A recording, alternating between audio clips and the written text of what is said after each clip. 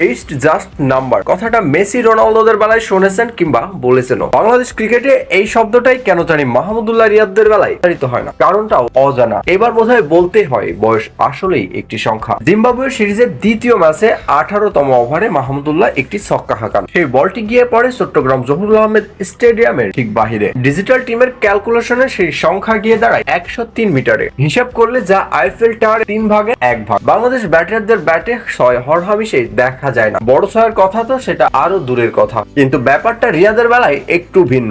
এখনো রিয়াদের ব্যাটে বলে টাইমিং হলে তরুণ টাইগার ক্রিকেটের থেকে অনেক গুণই বেশি, যা রিয়াদ জিম্বাবুয়ে সিরিজের ওই ম্যাচে আবার প্রমাণ করে দিয়েছেন। টি-20 বিশ্বকাপের দল ঘোষণার জন্য অপেক্ষা করছে জিম্বাবুয়ে সিরিজ। জিম্বাবুয়ের বিপক্ষে সিরিজ শেষ হলেই বিশ্বকাপের স্কোয়াড ঘোষণা হবে। এই দলে জায়গা করে নিতে হলে পারফর্মের কোনো বিকল্প নেই। রিয়াদের বেলায়ও একই পথ, পারফর্ম করতে হবে তাকেও, নয়তো বিশ্বকাপ দলের জায়গায় এখনো চূড়ান্ত নয়। ঠিক একইভাবে পারফর্ম করে যাচ্ছে রিয়াদ, যেভাবে ভারতে অনুষ্ঠিত বিশ্বকাপে নিজের জায়গাটা পাকাপোক্ত করে নিয়েছিলেন। বয়সটা 35 ছুঁই, বয়সটা মাত্র একটি সংখ্যাতে পরিণত করলেন এই সাইলেন্ট ক্লার্ক। বয়সে এসেও বয়সের অজুহাতে বাদ পড়েছেন দল থেকে বহুবার, তবে নিজেকে ভেঙে গড়ে নতুন ভাবে তৈরি করছে মাহমুদুল্লাহ রিয়াদ।